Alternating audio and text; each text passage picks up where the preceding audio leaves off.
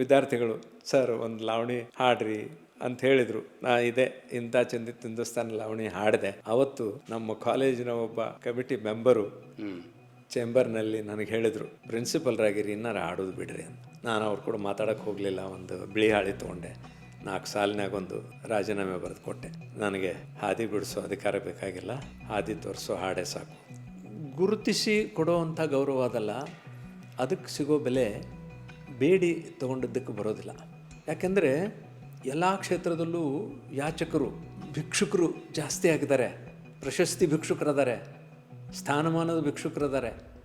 So ಈ ಬಡತನ ನಮಗೆ ಬಂದದ್ದಲ್ಲ, ಆವಾಹಿಸಿಕೊಂಡಂಥ ಬಡತನ. ಕುಂತ ಕೇಳರಿ ಸರ್ವಜನ ಎಲ್ಲ ಕೌತುಕದ ಮಾತು, ಮೈಲಾರ ದೇವ ದೇವರು ಹುಟ್ಟಿದ ಭೂಮಿಯ ಮ್ಯಾಲ ರಾಕ್ಷಸರ ಅವತಾರೋ, ಮೈಲಾರ ದೇವ ದೇವರು ಹುಟ್ಟಿದ ಭೂಮಿಯ ಮ್ಯಾಲ ರಾಕ್ಷಸರ ಅವತಾರೋ, ಮೈಲಾರ ದೇವ.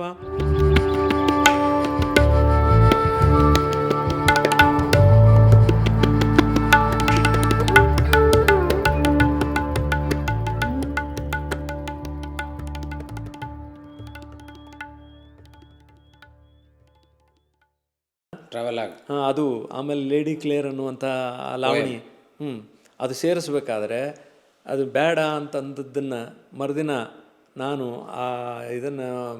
ನಾನು ಒಂದು ಲಾವಣಿ ಬರೆದು ಮರುದಿನ ಸಭೆಗಿಂತ ಮುಂಚೆ ನಾನು ಅದನ್ನು ಹಾಡಿದೆ. ಹಾಡಿದಾಗ ಮುಂದಿನ ಚರ್ಚೆ ಬೇಡ, ಇದನ್ನೇ ಇಟ್ಬಿಡೋಣ ಅಂತಂದರು. ನೀವು ಲೇಡಿ ಕ್ಲೇರ್ ಟ್ರಾನ್ಸ್ಲೇಟ್ ಮಾಡಿ ಹಾಡಿದ್ರಿ? ಹೌದು. ಸರ್, ನೀವು ಲಾವಣಿ ಒಳಗೆ ಭಾಳ ಹೆಸರು ಮಾಡಿದ್ರಿ. ಸಿದ್ದೇಶ್ವರಪ್ಪಗಳು 1000 ಗಟ್ಟಲೆ ಜನ ಸೇರಿಸಿದಾಗ ನಿಮ್ಮದೊಂದು ಎಂಥ ಚಂದಿತ್ತು, ಹಿಂದೂಸ್ತಾನ ಹಾಡಿಸ್ತಿದ್ರು. ಈಗ ಇಷ್ಟೆಲ್ಲ ಭಾಳ ಮಾತಾಡಿವಿ, ಭಾಳ ವಿಚಾರಗಳನ್ನು ಹಂಚಿಕೊಂಡಿರಿ. ಆ ಲಾವಣಿ ಮೂಲಕ ಸ್ವಲ್ಪ ನಮ್ಮಷ್ಟಕ್ಕೆ ನಾವು ರಿಫ್ರೆಶ್ ಆಗೋಣ ಸರ್.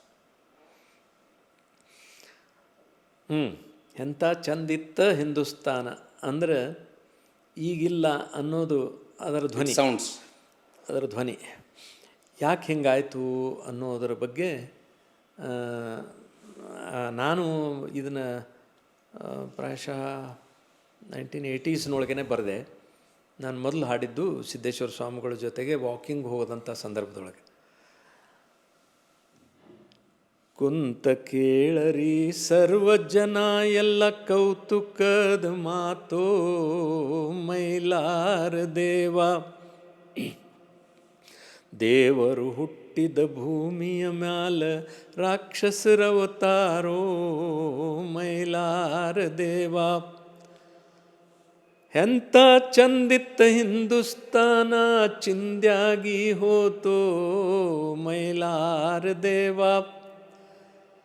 ತ್ಯಾಗಿ ಮಾಡಿದ ಮಂಚದ ಮ್ಯಾಲ ಗೂಗಿ ಕುಂತಾವೋ, ಮೈಲಾರ ದೇವ ತ್ಯಾಗಿ ಮಾಡಿದ ಮಂಚದ ಮೇಲೆ ಗೂಗಿ ಕುಂತಾವ. ನಾ ಇದನ್ನು ಹಾಡುವಾಗ ಇದು ನಮ್ಮ ನಿಮ್ಮೆಲ್ಲರ ಲಾವಣಿ ಅಂತ ಹಾಡ್ತೀನಿ. ಕಾರಣ ಏನು ಅಂದರೆ, ಈ ತ್ಯಾಗಿ ಮಾಡಿದ ಮಂಚದ ಮೇಲೆ ಗೂಗಿ ತಾವಾಗೆ ಬಂದು ಕುಂತಿಲ್ಲ, ಕುಂಡ್ರಿಸಿದವರು ನಾವು. ಅದಕ್ಕಾಗಿ ಇದು ನಮ್ಮ ನಿಮ್ಮೆಲ್ಲರ ಲಾವಣಿ. ಇದರಿಂದ ನಾವು ಕಲಿಬೇಕಾಗಿದೆ ಅನ್ನುವಂಥದ್ದನ್ನು ಹೇಳೋದಕ್ಕಾಗಿ. ತ್ಯಾಗಿ ಮಾಡಿದ ಮಂಚದ ಮ್ಯಾಲ ಗೂಗಿ ಕುಂತಾವೋ, ಮೈಲಾರ ದೇವ ತನಗ ತಾನು ತನಗಂಬ ಮಂತರ ಎಲ್ಲೆಲ್ಲೋ, ಮೈಲಾರ ದೇವ ಎಲ್ಲರೂ ನಮ್ಮವರಂಬೋ ಜಾಗದಾಗ ಯಾರಿಗೆ ಯಾರಿಲ್ಲೋ, ಮೈಲಾರ ದೇವ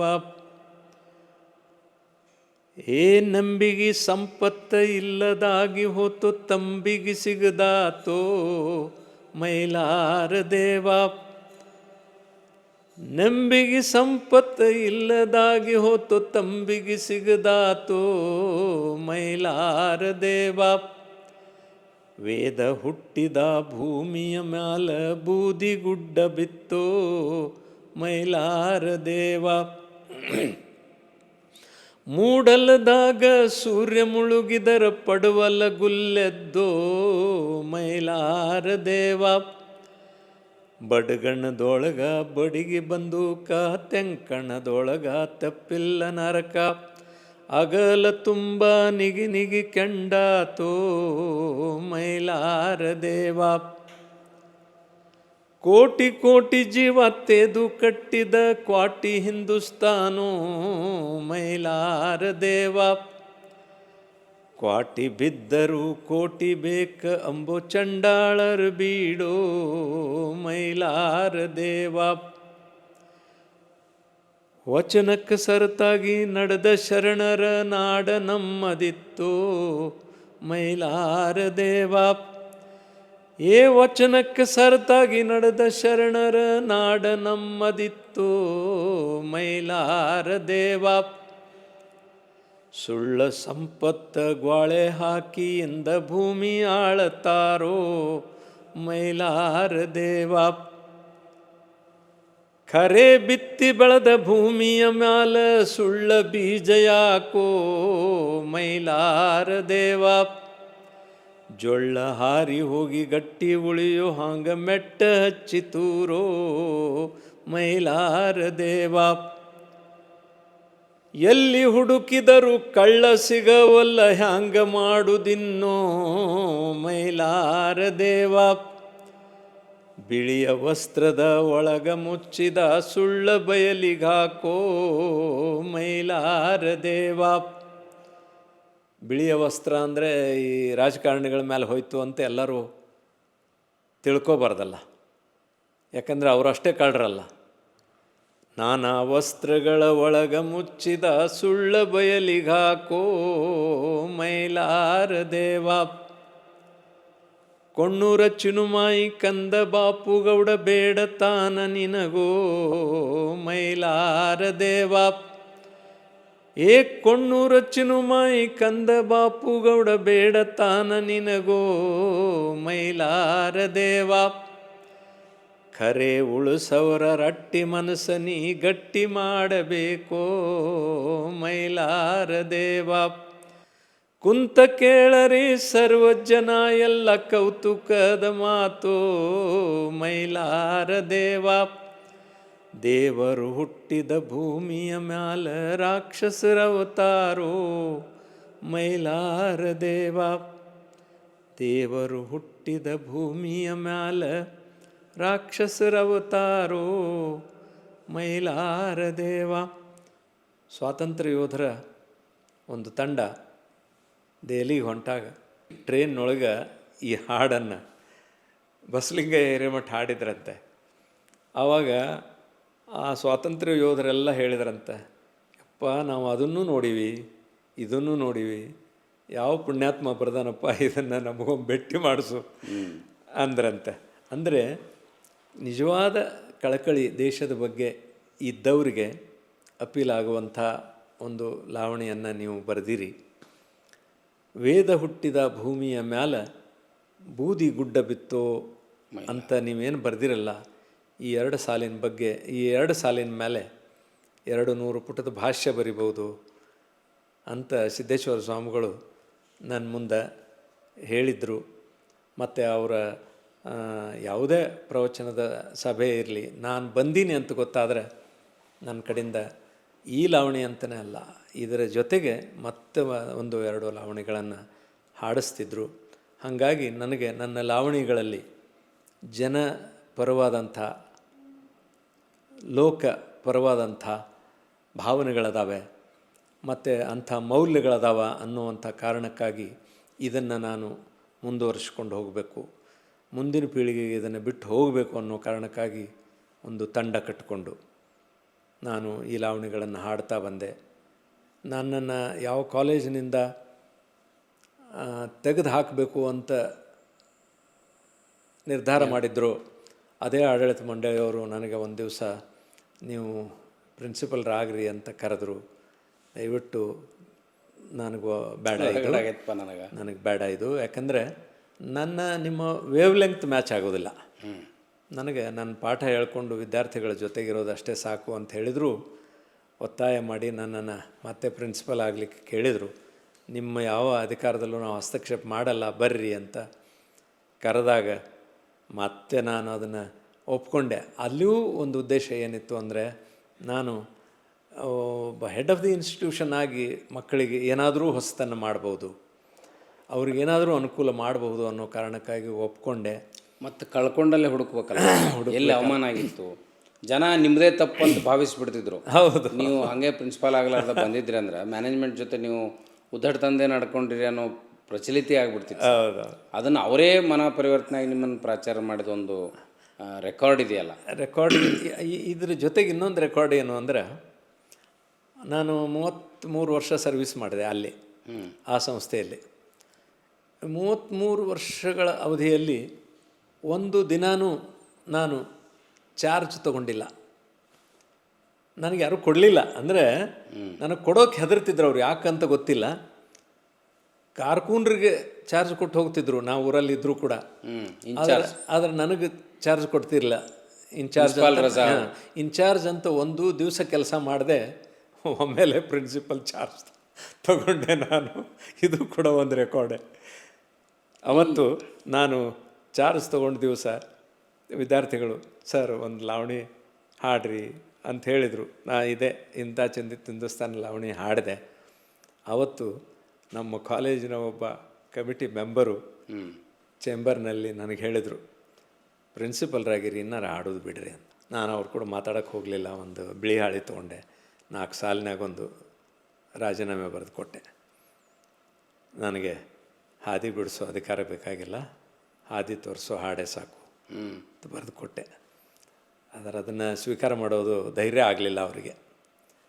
ಆಮೇಲೆ ಮತ್ತೆ ನಾನು 4 ವರ್ಷ ಪ್ರಿನ್ಸಿಪಲಾಗಿ ಕೆಲಸ ಮಾಡಿದೆ. ಆ ಅವಧಿಯಲ್ಲಿ ಖಾಸಗಿಯಾಗಿ ಸರ್ಕಾರಿ ಸ್ಕಾಲರ್ಶಿಪ್ಪು ಯಾರಿಗೆ ಬರಬೇಕು, ಯಾರಿಗೆ ಸಿಗಬೇಕು, ಅದು ನ್ಯಾಚುರಲಿ ಬಂದೇ ಬರ್ತಿತ್ತು. ಅದರ ಜೊತೆಗೆ ಈ NRIಗಳ ಕಡೆಯಿಂದ ಮತ್ತು ಬೇರೆ ಸಂಘ ಸಂಸ್ಥೆಗಳ ಕಡೆಯಿಂದ ಸ್ಕಾಲರ್ಶಿಪ್ಪನ್ನು ನಾನು ನಮ್ಮ ವಿದ್ಯಾರ್ಥಿಗಳಿಗೆ ಪ್ರತಿ ವರ್ಷ 3 ಲಕ್ಷಕ್ಕಿಂತ ಹೆಚ್ಚು ಸ್ಕಾಲರ್ಶಿಪ್ ಬರೋ ಹಂಗೆ ಮಾಡಿದೆ. ಆ ಇರೋ 4 ವರ್ಷದ ಅವಧಿಯಲ್ಲಿ ನನ್ನ ವಿದ್ಯಾರ್ಥಿಗಳ ನನ್ನನ್ನು ಎಷ್ಟು ಇಷ್ಟಪಟ್ಟರು ಅಷ್ಟೇ ನನ್ನ ಸಹೋದ್ಯೋಗಿಗಳು ಕೂಡ ಇಷ್ಟಪಟ್ಟರು. ಕಾರಣ ಏನು ಅಂದರೆ, ಅವರನ್ನು ನಾನು ಯಾವ ಕಾರಣಕ್ಕೂ ಮ್ಯಾನೇಜ್ಮೆಂಟಿಗೆ ಎಕ್ಸ್ಪೋಸ್ ಮಾಡಲಿಲ್ಲ. ಅವ್ರಿಗೇನಾದರೂ ಕೇಳೋದಿದ್ದರೆ ನನ್ನ ಕೇಳ್ರಿ, ಅವ್ರ ಬಗ್ಗೆ ಅವರನ್ನು ಯಾರೂ ಮಾತಾಡಿಸ್ಬೇಡ್ರಿ ಅಂತ ನಾನು ಮ್ಯಾನೇಜ್ಮೆಂಟ್ನಿಂದ ಅವರನ್ನು ದೂರ ಇಟ್ಟೆ. ಹ್ಯೂಮಿಲಿಯೇಷನ್ ಈ ಮುಂಚೆ ಸಾಕಷ್ಟು ಆಗ್ತಿತ್ತು ಅವರಿಗೆ. ತಾಳ್ಮೆ ಭಾಳ ಅನುಭವಿಸಿದ್ರಿ. ಅಲ್ಲ, ನಂದು ಬೇರೆ ವಿಷಯ. ನನಗೆ ಎದುರಿಸೋ ಧೈರ್ಯ ಇತ್ತು, ಒಂದು ತಾತ್ವಿಕ ಹಿನ್ನೆಲೆ ಇತ್ತು. ಅವ್ರಿಗೆ ಪಾಪ ಅನಿವಾರ್ಯವಾಗಿ ನೌಕರಿ ಮಾಡಲೇಬೇಕಾಗಿತ್ತು. ಅಂಥ ಸಂದರ್ಭದೊಳಗೆ ಆ ಅವಮಾನಗಳನ್ನು ಸಹಿಸಿಕೊಂಡು ಜಾಬ್ ಮಾಡ್ತಿದ್ರು ಅವರು. ಅದಕ್ಕೆ ನಾನು ಮೊದಲನೇ ದಿವಸ ಹೇಳಿದೆ, my first priority is to my colleagues, second priority is to my students, and the third priority is to the management. ಅಲ್ಲಿಯೂ ಕೂಡ ನಾನು ಕೂಡ ಜಗಳಕ್ಕೆ ಬಂದರು ಅವರು. ನಮಗೆ 3ನೇ ಸ್ಥಾನಕ್ಕೆ ತಳ್ಳಿದ್ರಿ ಅಂತ. ಇಲ್ಲ, ನಮ್ಮ ಸ್ಟಾಫ್ ಅಂದರೆ ಅವರು ನಮ್ಮ ಕೊಲೀಗ್ಸು ಹಿಂಡೋ ಆಕಳ ಇದ್ದಂಗೆ ಅವರು. ಅದ್ರ ಮುಂದೆ ಬೆಂಕಿ ಇಡೋಕ್ಕಾಗಲ್ಲ ನಾವು. ಅವರಿಂದನೇ ಈ ಕಾಲೇಜಿನ ಕೀರ್ತಿ ಹೆಚ್ಚಾಗಬೇಕು. ಅದಕ್ಕಾಗಿ ನಾನು ಅವ್ರಿಗೆ ಫಸ್ಟ್ ಪ್ರಿಫರೆನ್ಸ್ ಕೊಡ್ತೀನಿ. ನಮ್ಮನ್ನು ನಂಬಿ ಪಾಲಕರು ನಮ್ಮ ಕಾಲೇಜಿಗೆ ಮಕ್ಕಳನ್ನ ಕಳಿಸ್ತಾರೆ ಅಂದರೆ ಅವ್ರಿಗೆ 2ನೇ preference. And the principal happens to be the ex officio secretary of the management, and I give last preference to me, not to you. ನನಗೆ 3ನೇ ಸ್ಥಾನ ಕೊಟ್ಟಿದ್ದೇನೆ ವಿನಃ ನಿಮಗಲ್ಲ. ಅದಕ್ಕೆ ನಾವು ಕೂತು ನೋಡೋಣ, ಇಷ್ಟೆಲ್ಲ ನಮಗೇನು ಗೊತ್ತಾಗ್ಬೇಕ್ರಿ ಅಂತ. ಆವಾಗ ಅವರು ಅದನ್ನು ಖುಷಿಪಟ್ಟು ಒಪ್ಕೊಂಡ್ರು. ಸರ್, ವೃತ್ತಿಯಿಂದ ಅಷ್ಟು ಮಾಡಿದ ಮೇಲೆ ಕೂಡ ನಿಮಗೆ ನಿಮ್ಮೆಲ್ಲ ಇಡೀ ಸಾಧನೆಯನ್ನು ನೋಡಿದಾಗ, ನಿಮ್ಮ ಕತೆ, ಲಾವಣಿ, 2 ಅದ್ಭುತವಾದ ಕಾದಂಬರಿಗಳು, 100ಕ್ಕೂ ಹತ್ತಿರ ರೇಡಿಯೋ ನಾಟಕಗಳು ನೋಡಿದ ಮೇಲೆ, ರೇಡಿಯೋ ನಾಟಕ 63, ನಾನು ಆ್ಯಕ್ಚುಲಿ ಬರೆದದ್ದು ಎಲ್ಲನೂ ರಂಗನಾಟಕಗಳೇ. ನಾನು ಯಾಕಂದರೆ ನಾನು ಕಲಾವಿದನಾಗಿ ರಂಗಭೂಮಿಗೆ ನಾನು ನನ್ನ 11ನೇ ವಯಸ್ಸಿನಿಂದಲೇ ಕೆಲಸ ಮಾಡ್ಕೊತ ಬಂದವ. ನನ್ನ 11ನೇ ವಯಸ್ಸಿನಲ್ಲಿ ನಾನು ಅದು ಇಮಿಟೇಷನ್ ಇರ್ಬೋದು, ನಮ್ಮ ಊರೊಳಗಿನ ದೊಡ್ಡಾಟಗಳನ್ನು ನೋಡಿ ದ್ರೌಪದಿ ವಸ್ತ್ರಾಪಹರಣ ಅನ್ನುವಂಥ ದೊಡ್ಡಾಟ ಬರೆದೆ 11ನೇ ವಯಸ್ಸಿಗೆ. ಅದೇ ವರ್ಷ ಒಂದು ಪೌರ್ಣಮಿಯ ಚಂದ್ರ ಅಂತ ಅನ್ನುವಂಥ ಒಂದು ಸಾಮಾಜಿಕ ನಾಟಕ ಬರೆದೆ. ಅವೆಲ್ಲ ಅಂದರೆ ನಾವು ಏನು ಕೇಳ್ತಿದ್ವಿ ಅವು ಬಾಯ್ಪಾಠ ಆಗಿರ್ತಿದ್ವಲ್ಲ, ಅದೇ ತರಹದ ಡೈಲಾಗ್ಸನ್ನು ನಾವು ಬರೆದು ಬೇರೆ ಪಾತ್ರಗಳನ್ನು ಸೃಷ್ಟಿ ಮಾಡಿ ಬರೆದದ್ರಿಂದ ಆ ರಂಗಭೂಮಿಯ ನಂಟು ನನಗೆ ಅವತ್ತಿನಿಂದನೇ ಇತ್ತು. ಹಾಗಾಗಿ ನಾನು ರಂಗಭೂಮಿಗಾಗಿಯೇ ನಾಟಕ ಬರೆಯೋದು. ರೇಡಿಯೋಕ್ಕೆ ಕಳಿಸುವಾಗ ತಂತ್ರಗಳನ್ನು ರೂಪಾಂತರ ಮಾಡ್ತಿದ್ರಿ. ಆ ತಂತ್ರಗಳನ್ನು ಸ್ವಲ್ಪ ಬದಲಾಯಿಸಿ ಅವ್ರನ್ನ ಕಳಿಸ್ಕೊಡ್ತಿದ್ದೆ. ಹಾಗಾಗಿ ಸರ್ ಅದಕ್ಕೆ ಭಾಳ ಶ್ರಮ ಬೇಕಲ್ಲ ಸರ್. ಖಂಡಿತ. ಸ್ಟೇಜ್ ನಾಟಕನ ರೇಡಿಯೋಕ್ಕೆ ಧ್ವನಿಗೆ ಅಲ್ಲಿ ರೂಪಾಂತರ ಮಾಡಬೇಕು. ಹೌದು. ಅಲ್ಲಿ ಪಾತ್ರ ಪ್ರಧಾನ ಇರುತ್ತೆ, ಇಲ್ಲಿ ಬರೀ ಧ್ವನಿ ಪ್ರಧಾನ ಇರುತ್ತೆ. ಹೌದೌದು. ಇಲ್ಲಿ ಆಡಿಯನ್ಸ್ ಬರೀ ಕೇಳೋರು, ನೋಡೋರಲ್ಲ. ಅಲ್ಲಿ ನೋಡೋರು. ಹೌದು. ಆ ತಂತ್ರ ನೀವು ಸರಿಯಾಗಿ ಬಳಸ್ಕೊಂಡ್ರಿ. ಕಥೆ ಬರೆದ್ರಿ, ಕಥೆಯನ್ನು ಕಾದಂಬರಿಯಾಗಿ ರೂಪಾಂತರ ಮಾಡಿದ್ರಿ. ನೀವು ಬರೆದ 2 ಕಾದಂಬರಿಗಳು ಚೆನ್ನಾಗಿ ಹೆಸರು ಮಾಡಿದ್ವು.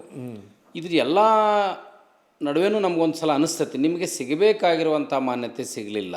ಪೊಲೀಸ್ ಪಾಟೀಲರಿಗೆ ರಾಜ್ಯೋತ್ಸವ ಪ್ರಶಸ್ತಿ ಬಂತು 2010ರಲ್ಲಿ.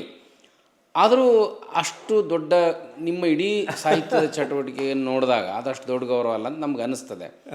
ಇದಕ್ಕೆ ನಿಮ್ಮ ಸಾತ್ವಿಕ ಸ್ವಭಾವ ಕಾರಣನೋ ಅಥವಾ ನಿಮ್ಮ ಈ ನೇರ ನಡೆನುಡಿ ಕಾರಣನೋ ಏನಿರ್ಬೋದು, ಅಥವಾ ಕಳ್ಕೊಂಡೆ ಅಂತ ಏನಾರು ಅನಿಸ್ತದೆ ಸರ್ ನಿಮಗೆ? ನನಗೆ ಆ ಥರ ಅನಿಸಿಲ್ಲ. ಆದರೆ ಒಂದು ಹಂತದೊಳಗೆ ಏನು ಅನ್ನಿಸ್ತದೆ ನನಗಂದ್ರೆ, ಒಂದು ವೇಳೆ ಇವತ್ತಿನವರೆಗೂ ನಾನು ಯಾವ ಅಕಾಡೆಮಿ ಮೆಂಬರೂ ಆಗಿಲ್ಲ, ಅಧ್ಯಕ್ಷ ಆಗಿಲ್ಲ, ಯಾವ ಪ್ರಾಧಿಕಾರದ ಮೆಂಬರೂ ಆಗಿಲ್ಲ, ಅಧ್ಯಕ್ಷನೂ ಆಗಿಲ್ಲ. It's unbelievable. ಆದರೆ ಒಂದು ಸಂದರ್ಭದೊಳಗೆ ಏನು ಅನ್ನಿಸ್ತದೆ ಅಂದರೆ, ಒಂದು ವೇಳೆ ನಾನು ಅಲ್ಲಿದ್ದರೆ ಯಾರಿಗೆ ಅನ್ಯಾಯ ಆಗ್ತದೆ, ಅದು ಉತ್ತರ ದಕ್ಷಿಣ ಅಂತ ಅಲ್ಲ, ಯಾರಿಗೆ ಯೋಗ್ಯತೆ ಇದ್ದವ್ರಿಗೂ ಅನ್ಯಾಯ ಆಗ್ತದಲ್ಲ, ಈ ಅನ್ಯಾಯ ಆಗಲಿಕ್ಕೆ ನಾ ಬಿಡ್ತಿರಲಿಲ್ಲ. ಅದು ಯಾಕೋ ನನಗೆ ಒದಗಿ ಬರಲಿಲ್ಲ. ಭಾಳ ವಿಚಿತ್ರ ಸರ್. ಎಲ್ಲರೂ ಅಕಾಡೆಮಿ ಮೆಂಬರ್ ಆದರು, ಯೂನಿವರ್ಸಿಟಿ ಸೆನೆಟ್ ಸಿಂಡಿಕೇಟ್ ಆದರು, ಪೊಲೀಸ್ ಪಾಟೀಲ್ ಸರ್ಗೆ ಎಲ್ಲ ಅರ್ಹತೆ ಇದ್ದಾಗ ಕೂಡ ಅಕಾಡೆಮಿ ಮೆಂಬರ್ ಆಗಿಲ್ಲ ಅಂದರೆ ಆಶ್ಚರ್ಯ. ರಾಜಕೀಯ ಲಾಬಿ ಮಾಡಲಿಲ್ಲ ಅನ್ನೋದನ್ನು ಇರ್ಬೋದು. ಹೌದು, ಸಾಂಸ್ಕೃತಿಕ ಲಾಬಿ ಮಾಡಲಿಲ್ಲ ಅನ್ನೋದಿರ್ಬೋದು. ನಾನು ರಾಜಕೀಯ ಇದರೊಳಗೆ ಯಾರ ಹತ್ರ ಹೋಗಿ ನನಗೆ ಇಂಥದ್ದು ಮಾಡಿಕೊಡ್ರಿ ಅಂತ ನಾ ಕೇಳಿಲ್ಲ. ಯಾಕೆ ಕೇಳೋದಿಲ್ಲ ಅಂತಂದರೆ, ಗುರುತಿಸಿ ಕೊಡುವಂಥ ಗೌರವ ಅದಲ್ಲ, ಅದಕ್ಕೆ ಸಿಗೋ ಬೆಲೆ ಬೇಡಿ ತೊಗೊಂಡಿದ್ದಕ್ಕೆ ಬರೋದಿಲ್ಲ. ಇವತ್ತು ನನಗನ್ನಿಸ್ತದೆ ಏನು ಅಂದರೆ, ಪ್ರಶಸ್ತಿ ಮತ್ತು ಸ್ಥಾನಮಾನ ಪಡೆಯುವವ್ರಿಗಿಂತ ಕೊಡುವವ್ರ ಸಂಕಟ ದೊಡ್ಡದು. ಯಾಕೆಂದರೆ ಎಲ್ಲ ಕ್ಷೇತ್ರದಲ್ಲೂ ಯಾಚಕರು, ಭಿಕ್ಷುಕರು ಜಾಸ್ತಿ ಆಗಿದ್ದಾರೆ. ಪ್ರಶಸ್ತಿ ಭಿಕ್ಷುಕರಿದ್ದಾರೆ, ಸ್ಥಾನಮಾನದ ಭಿಕ್ಷುಕರಿದ್ದಾರೆ. ನನಗೆ ಅದು ಯಾವುದೂ ಆಗೋದು ಬೇಕಾಗಿಲ್ಲ. ಒಂದು ಸಂದರ್ಭದೊಳಗೆ ನಿಮಗೆ ಆಶ್ಚರ್ಯ ಅನ್ನಿಸ್ತದೆ, ಹೊನ್ನಲಿಂಗಯ್ಯ ಅಂತ ಒಬ್ಬರು ಜಾಯಿಂಟ್ ಡೈರೆಕ್ಟರ್ ಇದ್ದರು ಕನ್ನಡ ಸಂಸ್ಕೃತಿ. ಬೈದರು ನನಗೆ ಅವರು, ಏನು ರೀ ನೀವು ಇಷ್ಟೆಲ್ಲ ಎಲ್ಲ ಕ್ಷೇತ್ರದೊಳಗೂ ಸಾಧನೆ ಮಾಡಿದ್ದೀರಿ, ಸಾಹಿತ್ಯ ಅಕಾಡೆಮಿ ಮೆಂಬರ್ ಆಗ್ಬೋದು, ನಾಟಕ ಅಕಾಡೆಮಿ ಮೆಂಬರ್ ಆಗ್ಬೋದು, ಜಾನಪದ ಅಕಾಡೆಮಿ ಮೆಂಬರ್ ಆಗ್ಬೋದು, ಆಮೇಲೆ ಪ್ರಾಧಿಕಾರ ಯಾವುದಕ್ಕೂ ನೀವು ಆಗೋ ಅರ್ಹತೆ ಇದ್ರೂ ಯಾಕಾಗಿಲ್ಲ ನೀವು ಇನ್ನೂ ತನಕ ಅಂದರು. ನನಗೇನು ಗೊತ್ತಿರಿ ಅಂದೆ ನಾನು. ಮಾಡೋವ್ರಿಗೆ ಗೊತ್ತದು, ನನಗೆ ಗೊತ್ತಿಲ್ಲ. ಅಳದೇ ಇದ್ರೆ ತಾಯಿನೂ ಹಾಲು ಕುಡಿಸಲ್ಲ, ಹೋಗ್ರಿ ನಿಮ್ಮ MLA ಯಾರಾದರೆ ಅವ್ರಿಗೆ ಕೇಳ್ರಿ ಅಂದರು. ಸಾರಿ ಅಂದೆ ನಾ ಕೇಳಂಗಿಲ್ರಿ, ನಾ ಹಂಗೆ ಕೇಳೋದಿದ್ರೆ ಯಾವತ್ತೂ ಕೇಳಿಬಿಡ್ತಿದ್ದೆ. ಇಲ್ಲ ಅಂತಂದ್ರೂ ಅವರು ಏನು ಮಾಡಿದರು, ಇಮಿಡಿಯೇಟ್ಲಿ ಡೈರಿ ತೊಗೊಂಡ್ರು. ನಮ್ಮ ಜಮಖಂಡಿ MLA RM ಕಲೂತಿ ಅಂತಿದ್ರು ಅವಾಗ. ಅವ್ರಿಗೆ ಫೋನ್ ಹಚ್ಚಿದ್ರು, ಸಾಹೇಬ್ರೇ ನಿಮಗೆ ಪೊಲೀಸ್ ಪಾಟೀಲ್ರು ಗೊತ್ತಾ ಅಂತ ಕೇಳಿದರು. ಗೊತ್ತು ರೀ, ಅವರು ನಮ್ಮ ಹುಲಿ ಅಂದರು. ಅವರು ಅಂದರೆ ಹುಲಿನ ಬೋನ್ನಲ್ಲೇ ಇಡ್ಬೇಕಂತ ಮಾಡಿದ್ದಾರೆ ನೀವು ಅಂದರು. ಯಾಕ್ರಿ ಸಾಹೇಬ್ರೆ ಏನು ರೀ ಅಂತ ಅವರು ಗಾಬರಿ ಆದರು. ಅಲ್ರಿ, ಈಗ ಅಕಾಡೆಮಿಗಳ ಅಧ್ಯಕ್ಷರು ಮತ್ತು ಸದಸ್ಯರನ್ನು ಈಗ ನೇಮಿಸುವಂಥ ಇದು ನಡೆದಿದೆ. ನೀವು ಪ್ರಭಾವ ನಿಮ್ಮ ಮಂತ್ರಿಗಳ ಮೇಲೆ ಒಂದಿಷ್ಟು ಬೀರಿ ಇವರಿಗೆ ಏನಾದರೂ ನೀವು ಕೊಡಿಸ್ಬೇಕಲ್ಲ ಅಂಥ ಸ್ಥಾನ ಅಂತ ಹೇಳಿದ ಕೂಡಲೇ, ಇಲ್ಲರಿ ಅವ್ರು ನಾನು ಏನೂ ಕೇಳೇ ಇಲ್ಲರಿ ಅಂದರು. ಅವ್ರು ಯಾಕೆ ಕೇಳಬೇಕು ನಿಮಗೆ? ನೀವೇ ಅವ್ರ ಯೋಗ್ಯತೆ ತಿಳಿದು ನೀವೇ ಕೊಡಬೇಕಾಗಿತ್ತು, ಅದನ್ನು ಇದು ಮಾಡಬೇಕು. ಇಲ್ಲರಿ ದಯವಿಟ್ಟು ಅವ್ರನ್ನ ಬಾ ಅಂತ ಹೇಳ್ರಿ ಅಂತ ಹೇಳಿದ ಕೂಡಲೇ, ನೋಡಿರಿ ಈಗ ನಾನು ಇಷ್ಟು ಮಾತಾಡೀನಿ, ನೀವು ಹೋಗಿ ಒಂದು ಸ್ವಲ್ಪ ಅವ್ರಿಗೆ ಭೇಟಿ ಆಗ್ರಿ ಅಂದರು. ನನಗೆ ಎಷ್ಟು ಸಂಕಟ ತಂದಿಟ್ರಿ ಸಾಹೇಬ್ರೆ ನೀವು. ನಾನು ಹೋಗಿ ಏನಂತ ಹೇಳಿ ಅವ್ರಿಗೆ, ನನ್ನ ಹಿಂಗೆ ಅಕಾಡೆಮಿ ಮೆಂಬರ್ ಮಾಡಿರಿ ಅಂತೇಳಿ ಕೇಳಲಿ ಅವರಿಗೆ. ಇಲ್ಲ ನೀವೇನು ಮಾಡಬೇಡ್ರಿ, ಹೋಗಿ ಸುಮ್ಮನೆ ಹೊನ್ಲಿಂಗಯ್ಯ ಅವರು ನಿಮ್ಮ ಜೊತೆ ಮಾತಾಡಿದಾರಲ್ರಿ, ಅದಕ್ಕೆ ನಾನು ಬಂದೀನಿ ಅಂತ ಹೇಳ್ರಿ. ನಾ ಹೋದ ತಕ್ಷಣ ಅವ್ರು ನನಗೆ ಅಂದದ್ದು ಮೊದಲೇ ಮಾತೇನೋ ಅಂದ್ರೆ, ಏನು ರೀ ಸಾಹೇಬ್ರ ನೀವು ನಮ್ಮನ್ನ ಬಯಸ್ಬಿಟ್ರಲ್ಲ ಅಂದರು. ನಾ ಯಾಕೆ ಬಯಸಿಲ್ರಿ ನಿಮ್ಮನ್ನು, ಅವರೇ ಏನೋ ಅಂದರು ಅಂತ ನನಗೆ ಗೊತ್ತಿಲ್ಲ. ಆದರೆ ಒಟ್ಟು ಅವ್ರೇನೋ ಇಲ್ಲ ನಿಮ್ಮನ್ನು ಭೇಟಿ ಆಗಂದ್ರು, ನಾ ಬಂದೀನಿ. ಆಯ್ತು ಬಿಡ್ರಿಪ್ಪ, ಈಗ ಏನಿಲ್ಲ, ಅದು ಏನೇನು ಮಾಡಬೇಕು ಹೇಳ್ರಿ ನಾ ಅಂತಂದರು. ಅದೇನಿಲ್ಲರಿ, ಈಗ ನೀವು ಮಂತ್ರಿಗಳಿಗೆ ಹೇಳಬೇಕು, ಆ ಮಂತ್ರಿಗಳು ಏನದಲ್ಲ ಇಂಥವ್ರಿಗೆ ಈ ಸ್ಥಾನ ಕೊಡ್ರಿ ಅಂತ ಅವರು ಹೇಳಿದರೆ ಅವರು ಕೊಡ್ತಾರೆ. ನಿಮ್ಮಲ್ಲಿ ಒಂದು ಸ್ವಲ್ಪ ನೀವು ಸ್ವಾರ್ಥಕ್ಕಾಗಿ ಏನು ಮಾಡಿರಲಿಲ್ಲ, ಅದಕ್ಕಾಗಿ ನಿಮ್ಮ ಮಾತು ಕೇಳ್ಬೋದು ಅವರು, ಹೇಳ್ರಿ ಅಂತಂದೆ. ಹಂಗಾರೆ ನಾಳೆ ಬರ್ರಿ ಮುಂಜಾನೆ ನಾನು ನೀವು ಕೂಡಿ ಮುಖ್ಯಮಂತ್ರಿಗಳ ಕಡೆ ಹೋಗೋಣ ಅಂದರು. ಮತ್ತೆ ನನಗೆ ಸಂಕಟ, ಏನಪ್ಪ ಮತ್ತೆ ಹೋಗ್ಬೇಕಲ್ಲ ನಾನು ಅಂತ. ಆಗಲಿ ಬಿಡು ಅಂಥೇಳಿ ಮರುದಿನ ಬೆಳಗ್ಗೆ ಕಡೆಗೆ ಮತ್ತೆ ಹೊನ್ಲಿಂಗಯ್ಯ ಅವ್ರ ಮಾತು ಮೀರಬಾರ್ದು ಅಂತ ಹೋದೆ. ಮೊದಲನೇ ಮಾತು ಅವ್ರು ಏನು ಕೇಳಿದ್ರು ನನಗಂದ್ರೆ, ಅಲ್ರಿ ಇದು ನವಂಬರ್ದಾಗ ಇರೋದಿಲ್ಲ ರೀ ಅಂದರು ಅವರು. ಪಾಪ ನಿಮ್ಮ ಮೇಲೆ ಅಷ್ಟು ಇನ್ನೋಸೆಂಟು, ಅವ್ರು ರಾಜ್ಯೋತ್ಸವ ಪ್ರಶಸ್ತಿ ಅಂತ ತಿಳ್ಕೊಂಡಾರ ಸರ್. ನವಂಬರ್ದಾಗ ಇರೋದಿಲ್ಲ ರೀ ಇದು ಅಂದರು. ಇಲ್ಲರಿ ನವಂಬರ್ದಾಗ ಇರೋದು ರಾಜ್ಯೋತ್ಸವ ಪ್ರಶಸ್ತಿ ಅಂತಂದೆ. ಮತ್ತು ಇದೇನು ರೀ ಅಂದ್ರೆ ಅವರು, ಇದು ಅಕಾಡೆಮಿಗಳು ಅಂತ ಇರ್ತಾವ್ರಿ. ಪಾಪ ನಮ್ಮ ಭಾಗದ ರಾಜಕಾರಣಿಗಳು ಮುಗ್ಧರಿರೋದು ಎಷ್ಟು ಡೇಂಜರಸ್. ಅಕಾಡೆಮಿ ಅಂತ ಇರ್ತಾವ, ಪ್ರಾಧಿಕಾರ ಅಂತ ಇರ್ತಾವ, ಅದಕ್ಕೆ ಮೆಂಬರ್ಸ್ ಮಾಡೋದು. ಹೌದ್ರಿ, ಆಯ್ತು ರೀ, ಹಂಗಾರೆ ಅವಕ್ಕೆ ಒಂದಿಷ್ಟು ಲೆಟರ್ಸು ಇದನ್ನು ಅವು ಒಂದಿಷ್ಟೆಲ್ಲ ಟೈಪ್ ಮಾಡಿಸ್ಕೊಂಡು ಬರ್ರಿ ಅಂಥೇಳಿ ಇದನ್ನೆಲ್ಲ ಮಾಡಿದರು. ಅವ್ರೇನು ಇದು ನವಂಬರ್ದಾಗ ಇರ್ತದಲ್ಲ ಅಂದಾಗನ ನನಗೆ ಕಸಕ್ಕೆ ಅಂದಿತ್ತು. ನಾಳೆ ಮತ್ತೆ ನೀವು ಇದನ್ನ ತೊಗೊಂಡು ಬರ್ರಿ ಅಂತ ಹೇಳಿದರು. ನಾ ಮತ್ತೆ ಹೋಗಲಿಲ್ಲ. ಆಮೇಲೆ ಮತ್ತೊಮ್ಮೆ ಬೆಟ್ಟದಾಗ ಮತ್ತು ನೀವು ಬರಲೇ ಇಲ್ಲಲ್ರಿ ಮತ್ತೆ ಅಂದರು. ಇಲ್ಲರಿ ಪಾಪ ನಿಮ್ಮ ನೋಡಿ ನನಗೆ ಬೇಡ ಅನ್ನಿಸ್ತು, ಅದಕ್ಕೆ ಬರಲಿಲ್ಲ ಅಂತ ಹೇಳಿದೆ. ಆವತ್ತಿನಿಂದ ಇವತ್ತಿನವರೆಗೂ ನಾ ಯಾರನ್ನೂ ಕೇಳಕ್ಕೆ ಹೋಗಿಲ್ಲ. ಅದಕ್ಕೆ ನನಗೆ ಅದೇ ಹೇಳಿದ್ನಲ್ರಿ, ನನಗೆ ಸಿಕ್ಕಿಲ್ಲ ಅನ್ನೋದು ನನಗೆ ಅದು ಒಂದು ಅಗ್ಗಳಿಕೆ ಅಂತಲ್ಲ, ಆದರೆ ನಮ್ಮವ್ರಿಗೆ ಅನ್ಯಾಯ ಆಗಕ್ಕೆ ನಾ ಬಿಡ್ತಿರ್ಲಿಲ್ಲ ಅನ್ನುವಂಥ ಒಂದು ಧೈರ್ಯ ಅಂತೂ ನನಗೆ. ಸರ್, ಎಲ್ಲ ಪುಸ್ತಕಗಳು ಪ್ರಕಟ ಆದವು, ಪುಸ್ತಕ ಪ್ರಶಸ್ತಿ ಏನೋ ಬಂದು, ಅದಕ್ಕಿಂತ ಹೆಚ್ಚು ನೀವು ಓದುಗರನ್ನು ತಲುಪಿದ್ರಿ. ಇನ್ನೊಂದು ಭಾಳ ಗಮನೀಯ ಅಂಶ ಅಂತಂದ್ರೆ ಸರ್, ನಿಮ್ಮ ಆಧ್ಯಾತ್ಮಪರ ನಿಲುವು ಮತ್ತು ಬದುಕು ಮತ್ತು ಬರಹಕ್ಕೆ ಭಾಳಷ್ಟು ರೆಸಂಬ್ಲೆನ್ಸ್ ಇರುವಂಥ ರೈಟರ್ ನೀವು. ನಾನು ಸುಮಾರು 35 ವರ್ಷಗಳಿಂದ ನಿಮ್ಮನ್ನು ನೋಡ್ತಾ ಬಂದಿದ್ದೀನಿ ಸರ್. 90ರಲ್ಲಿ ನಾವು ವ್ಯಾಲ್ಯೂಷನ್ ಕ್ಯಾಂಪಿಗೆ ಬಂದಾಗಲಿಂದ ಹಿಡಿದು ಏನು ನೀವು 99ನೇ ಇಸ್ವಿಯಲ್ಲಿ ನಾಮಿನೇಷನ್ ಕೊಟ್ರಿ ಸಾಹಿತ್ಯ ಪರಿಷತ್ನಲ್ಲಿ. ಅವತ್ತು ನೀವು ನನಗೆ ಸೂಚಕರಾದ್ರಿ, ನಾನು ನಿಂತಿದ್ದೆ, ನಿಮಗೆ ನಾ ಆದೆ, ನೀವು ಆರಿಸಿ ಬಂದ್ರಿ, ನಾನು 4 ಓಟ್ನಾಗ ಸೋತೆ. ಅದೆಲ್ಲ ಇರೋದೆ ರೈಟರ್ಸ್. ಅದೇನ ತಲೆ ಆ ಪೊಲೀಸ್ ಪಾಟೀಲ್ರು ಗೆದ್ರಲ್ಲಪ್ಪ ಅಂತ ಸ್ಪರ್ಧೆ ಅಂದ್ರೆ ಹಾಗೆ ಅಷ್ಟೇ. ಅದು ಚಂಪಾ ಅವರು ನಿಮ್ಮ ಸೋಲಿಗೆ ಕಾರಣ ಏನಂದರೆ ಎದುರಾಳಿ ಗೆದ್ದದ್ದ ಕಾರಣ ಅಂತ ಹೇಳ್ದಂಗೆ we took it very lightly. ಆಮೇಲೆ ನೀವು ನಾನು 2007 ಪುಸ್ತಕ ಬಿಡುಗಡೆಗೆ ಬಂದ್ರಿ, ಮತ್ತು ಮನೆ ಗೃಹಪ್ರವೇಶ ಇದ್ದಾಗ ಬಂದು ಹಾಡಿದ್ರಿ. ಹಿಂಗೆ ಈ ನಿರಂತರ ಸಂಬಂಧದಲ್ಲಿ ನಾನು ನೋಡಿದ್ದೇನೆಂದ್ರೆ ನೀವು ಭಾಳ ನಿಷ್ಠುರವಾದಿಗಳು. ಆ ಚಾರಿತ್ರಿಕ ಮತ್ತು ಆ ಪ್ರಾಮಾಣಿಕತೆ ಆಧ್ಯಾತ್ಮದ ಹಿನ್ನೆಲೆ ಇದೆಯಲ್ಲ, ಅದಕ್ಕೆ ನಿಮ್ಮ ಕುಟುಂಬದ ಪರಿಸರ ಒಂದು ಕಾರಣ ಸರ್. ನಾವೆಲ್ಲ ಇಂಗ್ಲೀಷ್ ಓದ್ದವರು, ನಮ್ಮ ಪರಿಸರದಲ್ಲೂ ಅದೇ ಇರ್ತದೆ. ಆದ್ರೆ ಕಾಲಕ್ಕೆ ತಕ್ಕಂತ ನಾವೆಲ್ಲ ಬದಲಾಗಿಬಿಟ್ವಿ. ಕರ್ನಾಟಕ ಕಾಲೇಜಿಗೆ ನೀವು you are the product of Karnataka college, KCD. ನಾವೆಲ್ಲ KCDಯಿಂದ ಬಂದವರು. ನೀವೇನು ಆ ಸಾತ್ವಿಕವಾಗಿ ಬದುಕಿದಿರಲ್ಲ, ನಮ್ಗೆ ಆ ಸಾತ್ವಿಕತೆ ಸಾಧ್ಯ ಆಗ್ತಿಲ್ಲ, ಆಗಲಿಲ್ಲ. ನಾನು ಅದನ್ನೇ ಮೊನ್ನೆ ಯುರೋಪ್ ಪ್ರವಾಸದಲ್ಲಿ ನಿಮ್ಗೆ ಹೇಳಿದೆ, ಸರ್ ನಿಮ್ಮಷ್ಟು ಒಳ್ಳೆಯವ್ರು ನಾವಿಲ್ರಿ ಅಂತ. ನಿಮ್ಮಷ್ಟು ಒಳ್ಳೆಯವ್ರು ನಾವು ಸಂಸ್ಕಾರ ಬದಲೇ ಆಗ್ತಾ ಹೋಯ್ತು ಸರ್, ಜನ್ರೇಷನ್ ಗ್ಯಾಪ್. ಅದು ನೀವು ಹಂಗೆ ಬದುಕಿದ್ರಿ, ನಿಮ್ಮ ಕುಟುಂಬದ ಸದಸ್ಯನೂ ಹಂಗೆ ಇಡ್ಲಿಕ್ಕೆ ಕಾರಣ, ಪ್ರಭಾವ ಬೀರ್ಲಿಕ್ಕೆ ಏನು ಮುಖ್ಯ ಕಾರಣ ಆಯ್ತು ಸರ್? ನಾನು ಮತ್ತೆ ಹೇಳೋದೇನು ಅಂದರೆ, ನಮ್ಮ ತಂದೆ ನನಗೆ ಬಾಪು ಅಂತ ಹೆಸರಿಟ್ಟಲ್ಲ, ಇದನ್ನು ಅವರು ಬರೀ ಇಟ್ಟು ಬಿಡಲಿಲ್ಲ, ಅದನ್ನು ಪ್ರತಿಷ್ಠಾಪನೆ ಮಾಡಿದರು. ಹೇಗೆ ಅಂದರೆ, ನಾನೊಂದು 5 ವರ್ಷದ ಮಗುವಾಗಿದ್ದಾಗ ಒಂದು ದಿವಸ ನಮ್ಮ ತಾಯಿ ನನಗೆ ಹಾಲು ಮತ್ತು ಚಹಾ ಕುಡಿಸಿ ಒಂದು ಬಸಿಯೊಳಗೆ ಹಾಕಿ ಕುಡಿಸ್ಬೇಕು ಅಂತ ನನ್ನ ಬಾಯಿ ತನಕ ತಂದಿದ್ದರು. ನಾ ಇನ್ನೇನು ಕುಡಿಬೇಕು ಅಂತ, ಅದರ ಆಕರ್ಷಕ ಬಣ್ಣ ನೋಡಿ ಕುಡಿಬೇಕು ಅಂತ ಅಲ್ಲಿ ಏನು ಬಾಯಿ ಹಿಂಗೆ ಒಯ್ದಿದ್ದೆ. ಹೊರಗಿನಿಂದ ನಮ್ಮ ಅಪ್ಪ ಅಂದ್ರಲ್ಲ, ಕೈಯಾಗ ಒಂದಿಷ್ಟು ದಪ್ಪ ಇಷ್ಟುದ್ದ ಒಂದು ಹೊಲದ ನಕಾಶೆ ಸುರುಳಿತ್ತು ಅವ್ರಿಗೆ, ಒಂದು ಬೀಸಿ ಒಗೆದ್ರೆ ಅದೇನು ಬಡಿತು ನನ್ನ ಮೈ ಮೇಲೆಲ್ಲ ಚೆಲ್ತಾರೆ. ನಾನು ನಮ್ಮವ್ವ ಇಬ್ಬರು ಗದಗದ ನಡುಗ್ತಿದ್ವಿ. ನನ್ನ ಮಾತಾಡಿಸ್ಲಿಲ್ಲ ನಮ್ಮಪ್ಪ. ನಮ್ಮವ್ವನ ಕೇಳಿದರು, ಯಾಕೆ ಚಾ ಕುಡ್ಸಕತ್ತಿದ್ದ ಅಮಗಂತ. ನಮ್ಮವ್ವ ಅಳ್ಕೊತ ಹೇಳಿದ್ಲು, ಎಮ್ಮೆ ಒಪ್ಪತ್ತು ಹಿಂಡ್ತದ್ರಿ, ಹಾಲು ಕಡಿಮೆ ಇದ್ದು ಅಂತ. ಒಂದೇ ದಿವಸ ಒಪ್ಪತ್ತು ಹಿಂಡಕ್ಕೆ ಶುರು ಮಾಡಲ್ಲ ಅದು. ದಿವಸ ಒಂದಿಷ್ಟು ಕಡಿಮೆ ಮಾಡ್ಕೊತ ಒಪ್ಪತ್ತಿಗೆ ಹಾಕೋಂಥದ್ದಿಲ್ಲ. ಅದು ಕಡಿಮೆ ಹಿಂಡಾಕತ್ತಿದಾಗ ನೀ ನನಗೆ ಯಾಕೆ ಹೇಳಲಿಲ್ಲ? ಒಂದಲ್ಲ 4 ಎಮ್ಮೆ ತಂದು ಕಟ್ತಿದ್ನಲ್ಲ, ಅವಾಗ ಯಾರ ಹೆಸರಿಟ್ಟೇವೆ ಅನ್ನೋ ಖಬರದ ನಿನಗೆ ಅಂತ ಅವತ್ತು ನಮ್ಮ ಅಪ್ಪ ನಮ್ಮವ್ವ ನೀನು ಕೇಳಿದ್ರಲ್ಲ, ಅವತ್ತೇ ಕಡೆ ನಾ ಮುಂದೆ ಮತ್ತೆ ಚಹಾ ಮುಟ್ಲಿಲ್ಲ. ನಾನು ಈ ಚಹಾ ಕುಡಿಯೋದನ್ನು ಬಿಟ್ಟೆ, ಅದು ನಂದು ವೈಯಕ್ತಿಕ ನಿರ್ಣಯ. ಮತ್ತು ನಾನು ಮುಂದೆ ಮದುವೆ ಆಗೋ ಸಂದರ್ಭದೊಳಗೆ ನಾನು ನೋಡಿದ್ದು ಕನ್ಯೆ ಒಂದೇ ಒಂದು. ನಾ ಏನು ನೋಡೋಕೆ ಹೋದ್ನಿ, ಅವತ್ತು ಚಹಾ ಕುಡಿಲಿಲ್ಲಲ್ಲ, ಮರಿಗೆ ನಿಂತು ನಾ ಚಹಾ ಕುಡ್ದಿಲ್ಲ ಅನ್ನೋದನ್ನು ನೋಡಿ ಈಗ ನನ್ನ ಹೆಂಡತಿ ಅದಕ್ಕೆ ಅವತ್ತೇ ಏನು ನಿರ್ಣಯ ತೊಗೊಂಡ್ಲ ಅಂದ್ರೆ, ನಾನು ಮದುವೆ ಆದರೆ ಇವರೇನೇ ಮದುವೆ ಆಗ್ತೀನಿ. ಚಹಾ ಕುಡದೇ ಇರೋದು ಅಷ್ಟು ಪ್ರಭಾವ ಬೀರ್ತೀವಿ.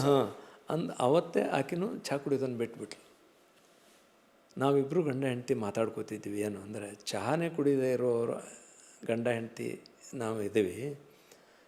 ನಮ್ಮ ಮಕ್ಕಳು ಅವ್ರು ಹೆಂಗೆ ಇನ್ನೇನಾರು ಕುಡಿತಾರೆ ಅಂತ ನಾವು ಇದನ್ನೆಲ್ಲ ಮಾಡಿದಾಗ ಅದು ನಮ್ಮ ಪ್ರಭಾವ ನನ್ನ ಜೊತೆಗೆ.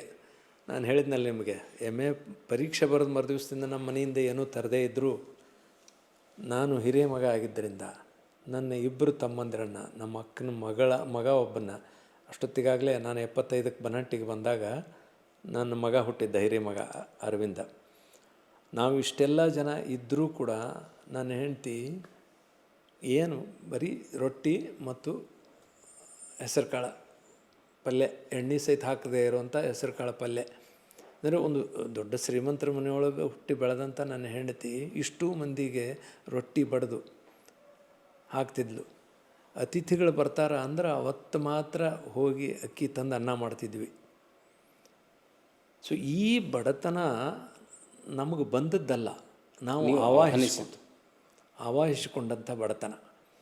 ಸೊ ಈ ಒಂದು ತತ್ವ ಆದರ್ಶ ನನ್ನ ಒಳಗೆ ಬಂದಿದ್ದು ನನ್ನ ಹೆಸರಿನಿಂದಾಗಿ. ಹಾಗಾಗಿ ಇವತ್ತಿಗೂ ಕೂಡ ನನಗೆ ಗಾಂಧಿ ಬಾಪು ನನ್ನ ಪ್ರತಿಯೊಂದು ಹೆಜ್ಜೆಯಲ್ಲಿ ಬಂದು ನಿಲ್ತಾನೆ. ಸರ್ ಎಲ್ರಿಗೂ ಹೆಸರಿಡ್ತಾರೆ ಸರ್, ನಮಗೂ ನಮ್ಮ ಹಿರಿಯರು ಒಳ್ಳೆಯ ಹೆಸರು ಇಟ್ಟಿರ್ತಾರೆ, ಆದ್ರೆ ನಾವು ಹಂಗೆ ಆಗಂಗಿಲ್ಲಲ್ಲ ಸರ್. ಇಲ್ಲ, ಅದು ಇಷ್ಟೇ. ಮತ್ತು ನನಗೆ ಈಗ ಇವತ್ತಿಗೂ ಹೆಮ್ಮೆ ಅನಿಸೋದೇನು ಅಂದರೆ, ನನಗೆ 3 ಜನ ಮಕ್ಕಳು, 2 ಗಂಡು ಮಕ್ಕಳು, 1 ಮಗಳು. ಅವರು ಕಾಲೇಜಿಗೆ ಹೋಗೋ ಹೊತ್ನಾಗೂ ನಾನು ಅವರಿಗೆ ಏನು ಹೇಳಿ ಕಳಿಸಿ, ಮತ್ತು ಎಲ್ಲರೂ ನಾನು ಕನ್ನಡ ಶಾಲೆಗೆ ಕಳಿಸಿದ್ದೀನಿ, ಕನ್ನಡ ಮಾಧ್ಯಮದಲ್ಲೇ ಓದಿಸಿದ್ದೀನಿ. ಅವರು ಕಾಲೇಜಿಗೆ ಹೋಗೋ ಹೊತ್ನಾಗ ಅವ್ರನ್ನ ಕುಂದಿರಿಸ್ಕೊಂಡು ಒಂದೇ ಮಾತು ಹೇಳಿದೆ ನಾನು, ನೀವು ಪರೀಕ್ಷೆ ಒಳಗೆ ಫೇಲಾಗಿ ಮನೆಗೆ ಬರ್ರಿ, ಕರ್ಕೊತೀನಿ, ಶಾಣೆ ದುಷ್ಟರಾಗಿ ಮನೆಗೆ ಬರಬೇಡ್ರಿ.